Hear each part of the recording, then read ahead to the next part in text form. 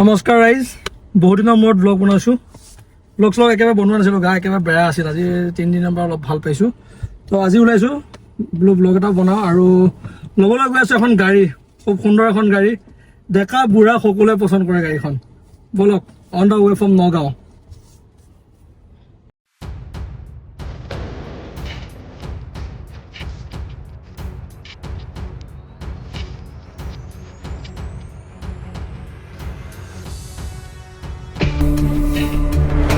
আৰু বহুতে সুধি আছিল যে লাডাখ জাৰ্ণিটো কি হ'ল। লাডাখ জাৰ্ণিটো ষ্টপ হৈ আছে বৰ্তমান।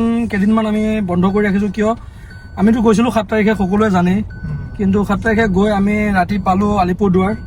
তাত থাকি পিছদিনা আমি গ'লোঁ 8 তাৰিখে আমি প্ৰায় ইউ পি সোমালোঁ। আপোনাৰ মুজাফৰপুৰ ৰাতি আছিলোঁ। মুজাফৰপুৰ ৰাতি থাকিলোঁ। থকাৰ পিছত ৰাতি প্ৰায় 9-10টা নিউজবিলাক পালোঁ, মেছেজটো পালোঁ। আমি যাৰ লগত কথা পাতি গৈছিলোঁ তাত এজন ল'ৰা আছিলে আমাৰ, তেওঁ মেছেজ কৰিলে যে এনেকুৱা এনেকুৱা কথা, যে পাকিস্তানে এনেকৈ ওপৰত পাকিস্তানে আক্ৰমণ কৰিছে। তো সেইবোৰ চিটুৱেশ্যন দেখি যাবও ভাল নালাগিল, কাৰণ এফালে যোৱাৰ পিছত আপুনি দেশৰ যদি এনেকুৱা পৰিস্থিতি হৈ থাকে তো ভাল নালাগিল। আৰু ইটো আমি তিনিজনে আলোচনা কৰিলোঁ, গোটেইকেইজনে মন বেয়া। সেইকাৰণে ৰিটাৰ্ণ হোৱা কোনো ব্লগ নবনালোঁ বা কেঞ্চেল হোৱা কোনো ব্লগ নবনালোঁ। মন চন একেবাৰে বেয়া হৈ গৈছিল, কাৰণ সপোন যেতিয়া ভাঙে তেতিয়াই গম পোৱা যায় কেনেকুৱা লাগে। তো আহি পেলাই তাৰপিছত ঘৰত থাকিলোঁ। ঘৰত অহাৰ পিছত বেমাৰ, ব্লগ দিম বুলি ভাবি আছোঁ যদিও দিব পৰা নাছিলোঁ। কাইণ্টো এনেকৈ আমি জাৰ্ণিটো ষ্টাৰ্ট কৰিম আৰু 15-20 দিনমানৰ পিছত আমি আকৌ যাম লাডাখৰ কাৰণে। আপোনালোকে পাই থাকিব লাডাখৰ ব্লগ। আৰু আজি গৈ আছোঁ এখন গাড়ী ডেলিভাৰী ল'বৰ কাৰণে। ব'লক।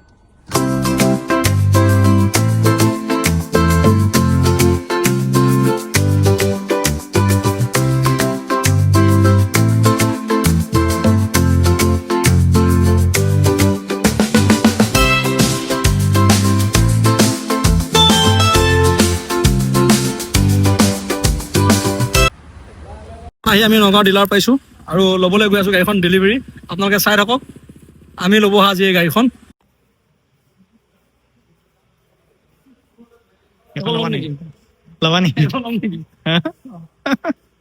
এখন নহয় ৰাইজ, এখনতো নলওঁ বাৰু, বেলেগ এখন লৈছোঁ। আপোনালোকে চাই থাকিব কোনখন লৈছোঁ। আহক।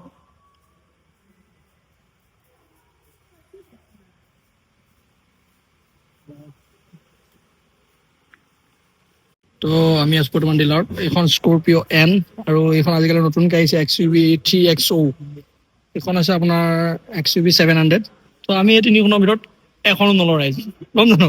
আমি এই তিনিখনৰ ভিতৰত এখনো নলওঁ। আমি আপোনালোকে গমেই পাইছে চাগে অলৰেডি। থাৰো নহয় দেই ৰাইজ, এইখন থাৰো নহয়, বলেৰো নহয়। গতিকে ল'ব গৈ আছোঁ এখন বেলেগ গাড়ী। বৰ্তমান আছোঁ গাড়ীখনৰ ভিতৰত ৰাইজ। এইখনে গাড়ীখন, চাওক আপোনালোকে, খুব সুন্দৰ। আৰু ষ্টাৰিংডাল দেখিলেই গম পাব আপোনালোকে, গিয়াৰ ষ্টাৰিং।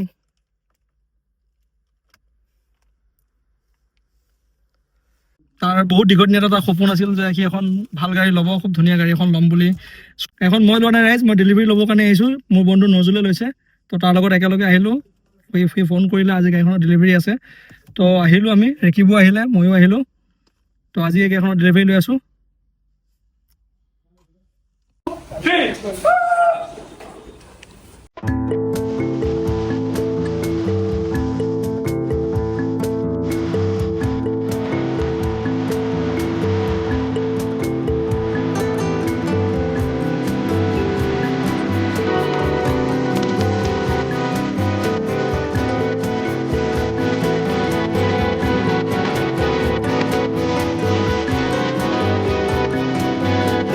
বস্তু ঠিকে দিলে ৰাইজ, কিন্তু গাড়ীখনত এটা বেক কেমেৰা দিয়া নাই।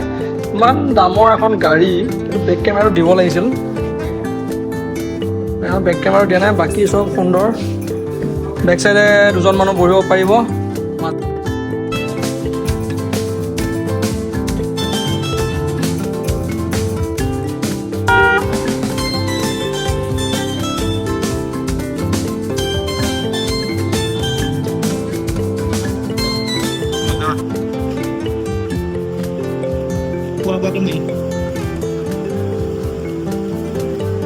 মাত কথা কি আৰু ন, খোৱা বোৱাটো আগত।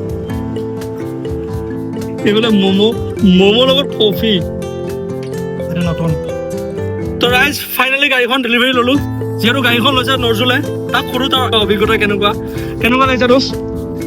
সপোনৰ গাড়ী এখন লৈছা? বহুত ভালেই লাগিছে আৰু বহুত দিনৰ সপোন সপোন আছিল হয় হয় এনেকুৱা এখন গাড়ী লোৱাটো আজি মই কামিয়াবী হ'ব পাৰিছোঁ গাড়ীখন লৈ বহুত বহুত বহুত বেছিয়ে ভাল লাগিছে কি ক'ম আৰু মানে ক'বৰ ভাষা নাই মানে ভাল লাগে ফুল ফূৰ্তিত আছে দোষ আৰু আমিও ফূৰ্তিত আছো ৰেকিব মই বহুত ভাল লাগে সপোন যেতিয়া পূৰণ হয় ৰাইজ সঁচাই বহুত ভাল লাগে সপোন দেখা যায় মানুহে সপোন পূৰণ কৰোঁতে সময় লাগে কষ্টও কৰিব লাগে কিন্তু সপোন যেতিয়া পূৰণ হয় নহয় ৰাইজ বহুত ধুনীয়া লাগে আৰু সপোন ভাঙিলে কেনেকুৱা লাগে সেইটো ময়ো গম পাওঁ কাৰণ আমি গৈছিলোঁ দাদাবৰ আমি টীম লাডাখলৈ অসমৰ পৰা আধাবাটৰ পৰা আমি ঘূৰি আহিব লগা হ'ল তো আমি আকৌ গৈ আছোঁ ঈদৰ পাছত সকলোৱে এনেকৈ দেখা সপোনবোৰ পূৰণ হওক সকলোৱে আশাবোৰ পূৰণ হওক তাকে আশা কৰোঁ বৰ্তমান গৈ আছোঁ গাড়ীখন লৈ ঘৰলৈ আৰু আপোনালোকে দেখিছেই স্কৰপিঅ' ব্লেক কালাৰ মই আপোনালোকক প্ৰথমতে কৈছিলোঁ যিখন গাড়ী ডেকা বুঢ়া সকলোৱে পচন্দ কৰে বহুত ধুনীয়া লগা এখন গাড়ী তো তাৰ বহুত নজনৰ বহুত ধুনীয়া এটা সপোন আছিল যে এই গাড়ীখন ল'ব